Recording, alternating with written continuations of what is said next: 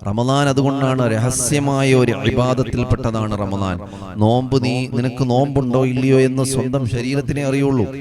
വീട്ടിൽ നിന്ന് നോമ്പ് പിടിച്ചാലും നോമ്പ് നമുക്കുണ്ടോ ഇല്ലയോ എന്ന് നമുക്ക് മാത്രമേ അറിയുള്ളൂ. മറ്റൊരാൾക്ക് അത് അറിയിക്കാനുള്ള ഒരു അവസരം അല്ലാഹു തന്നിട്ടില്ല. കാരണം നോമ്പ് എന്നുള്ളത് രഹസ്യമായ ഒരു ഇബാദത്താണ്. അങ്ങനെയാണ് അല്ലാഹു തആല നോമ്പിന്റെ സിസ്റ്റം അങ്ങനെയാണ് പരിശുദ്ധമായ ഇസ്ലാമിൽ. അതുകൊണ്ട് ആ സിസ്റ്റത്തെ ഫോളോ ചെയ്തുകൊണ്ടാണ് വർഷത്തിൽ ഒരു മാസം നമുക്ക് അല്ലാഹു നോമ്പ് നിർബന്ധമാക്കി. ആ ഒരു വയസ്സിലെ ഒരു മാസം, നിന്റെ ആ ഒരു വയസ്സുണ്ടല്ലോ, ആ വർഷത്തിലെ ആ ഒരു മാസം നീ 30 ദിവസവും നോമ്പനുഷ്ഠിച്ചുകൊണ്ട് അല്ലാഹുവിലേക്ക് അടുക്കണം. എന്തിനു വേണ്ടിയാണ്? നെക്സ്റ്റ് ഇയർ, അടുത്ത നിന്റെ വർഷം നിനക്ക് നേരത്തെ ഉള്ളതിനെക്കാട്ടിലും തഖ്വയുള്ള ജീവിതം നിനക്കുണ്ടായി തീരണം. എപ്പോ വരെയാണ്? അടുത്ത റമദാൻ വരെയാണോ? അല്ല, മരണസമയം വരെയും അള്ളാഹുവിന്റെ തീരുമാന പ്രകാരം ശരീരത്തിൽ നിന്നും നമ്മുടെ റൂഹിനെ പിടിക്കുന്ന സമയം വരെയും നമുക്ക് തഖ്വയുള്ളവരായി ജീവിക്കാൻ വേണ്ടിയാണ് പരിശുദ്ധമായ റമദാൻ മാസത്തെ അള്ളാഹു നമുക്ക് നൽകിയത്. ഈമാൻ പരിപൂർണമാകാൻ വേണ്ടിയാണ്. ഈമാൻ പരിപൂർണമാകാൻ വേണ്ടിയാണ്. തഖ്വയുള്ള ജീവിതം ഉണ്ടാകാൻ വേണ്ടിയാണ്. ഹൃദയത്തിൽ അടിഞ്ഞുകൂടിയിരിക്കുന്ന മാലിന്യങ്ങളെ മുഴുവനും സംസ്കരിച്ച് ശുദ്ധീകരിച്ചുകൊണ്ട് പരിശുദ്ധമായ റമദാൻ മാസത്തെ സ്വീകരിച്ചുകൊണ്ട് അല്ലാഹുവിലേക്ക് ഈമാനോടുകൂടി ഏറ്റവും കൂടുതൽ അടുക്കാൻ വേണ്ടിയാണ് പരിശുദ്ധ റമദാൻ നമുക്ക് നൽകിയത്. അതുകൊണ്ടാണ് ലഅല്ലക്കും തത്തഖൂൻ. എടാ, റമദാൻ വന്നിട്ട് പോലും നിന്റെ മനസ്സിന് മാറ്റമില്ല എങ്കിൽ, പരിശുദ്ധമായ റമദാനിന്റെ ദിനരാത്രികൾ നിന്നിലേക്ക് വന്നിട്ട് പോലും നിന്റെ മനസ്സിന് മാറ്റമില്ല എങ്കിൽ, നിന്റെ മനസ്സിന് ചാഞ്ചാട്ടമില്ല എങ്കിൽ, നീ ഏത് ലോകത്താണ് ജീവിക്കുന്നത്? നീ ഏത് ലോകത്താണ് മോളെ ജീവിക്കുന്നത്?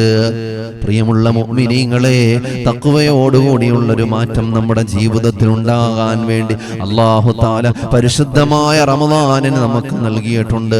ആ റമദാനിനെ പരിപൂർണമാകണമെങ്കിൽ, ആ റമദാൻ നമുക്ക് അനുകൂലമാകണമെങ്കിൽ, ആ റമദാൻ നമുക്ക് അനുകൂലമായി നാളെ സാക്ഷിയാകണമെങ്കിൽ നമ്മൾ ചെയ്യേണ്ട ഇബാദത്തുകൾ നോമ്പ് മാത്രമല്ല, നമ്മൾ മുഴുവൻ ചിന്തകളെയും നിയന്ത്രിക്കണം.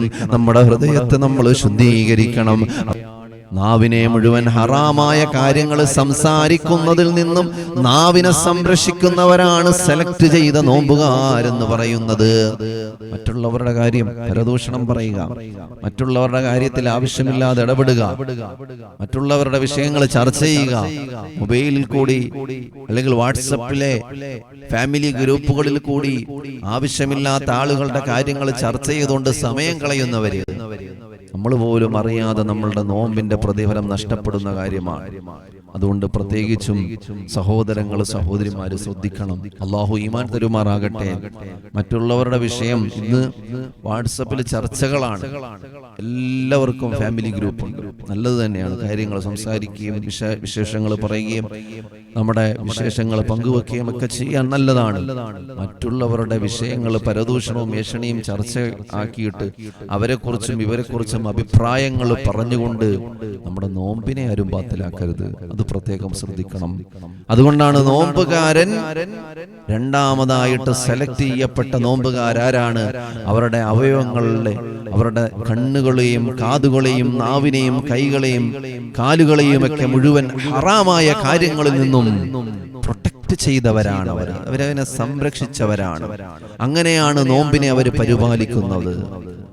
മൂന്നാമത്തെ വിഭാഗമോ ഒന്നാമത്തെയും രണ്ടാമത്തെയും വിഭാഗമല്ല മൂന്നാമത്തത്.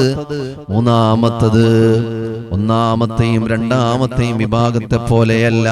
അവന്റെ ശരീരത്തെയും മനസ്സിനെയും അവയവങ്ങളെയും മാത്രമല്ല, പരിപൂർണമായി ഈമാൻ ഏറ്റെടുത്തുകൊണ്ട് അല്ലാഹുവിലേക്ക് ഈമാനോടുകൂടി ലയിച്ചവരാണവർ. അവരുടെ ജീവിതത്തിൽ ഒരിക്കലും പാപങ്ങൾ സംഭവിക്കുകയില്ല. അവരുടെ ജീവിതത്തിൽ ഒരിക്കലും പാപക്കറ കറകൾ ഉണ്ടാകുകയില്ല. ഈമാൻ പരിപൂർണമാക്കിയവരാണ് മൂന്നാമത്തെ കാറ്റഗറിയിൽ മഹാനായ ഇമാം ഗസാലി ഇമാം എണ്ണിയത്. അവരിൽ പെടാനാണ് നമ്മൾ പരിശ്രമിക്കേണ്ടത്. മൂന്നാമത്തെ വിഭാഗത്തിൽ പെടാനാണ് നമ്മൾ ഓരോരുത്തരും ഈ റമദാനിലൂടെ പരിശ്രമിക്കേണ്ടത്. അവരുടെ മനസ്സും ശരീരവും അല്ലാഹുവിലേക്ക് ലയിച്ചിരിക്കുകയാണ്.